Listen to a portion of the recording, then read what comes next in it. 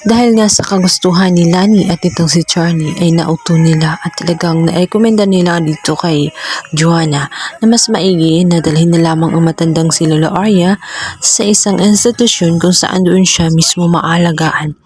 Isang private na institusyon kung saan mapaglalaanan siya na nangangamba kasi sila na baka umano ay si Lola Arya ay mas lalang titindi at lalala at baka panakit pa itong muli kay Joanna. Kung kaya bago pa man mangyari na magiging sagabal na nga ng gusto itong si Lola Arya sa kanilang normal na buhay ay aalisin na nga nila yung matanda at ipaalaga na lang sa isang institusyon. Pagkat sinabi nga ni Charlie na ang Alzheimer ay lumalala habang ito ay tumatagal. Kung kaya wala na talagang pag-asa na gagaling pa itong si Lola Arya at babalik pa sa normal na buhay. Kung kaya magiging sagabal na talaga siya at magiging pabigat, maigi na lamang na sa isa na lang institusyon siya mananatili nang sa ganun ay mapaglaanan ng sapat na medical na atensyon. Ang hindi alam nitong si Joanna ay kasama sa plano nga nitong si Charlie dahil kapag wala na nga itong si Lola Arya, mas madali na lamang niyang magagawa ang kanyang susunod na hakbang kung saan maniningil na nga siya dito kay Joanna sa pagtulong niya upang makuha ang naturang posisyon at mapasa kanya ang ninanais niya na maging CEO ng kumpanya.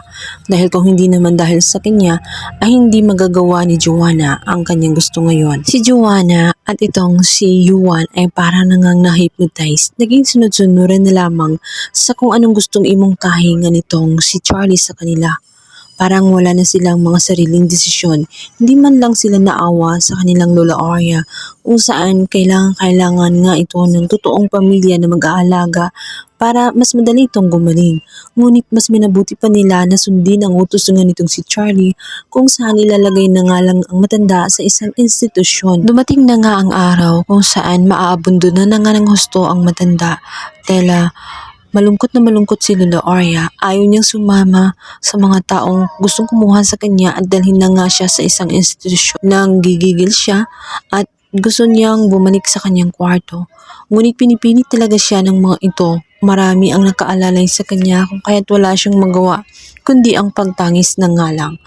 Sa bilitan nilang nakuha itong si Lola Arya, sa kabilang banda hindi nila alam ay narinig ni Edwin ang kanilang plano kung saan sumang-ayon nga si Joanna na dalhin na nga ang matanda sa naturang institusyon kung kaya't hindi makakapayag si Ina dahil natitiyak niya na mapapabayaan na nga yung matanda. Nga ni Ina ang Lola Arya, nagmamakaawa ang matanda na ilabas na nga siya itihinto ang sasakyan dahil ayaw nga niyang sumama.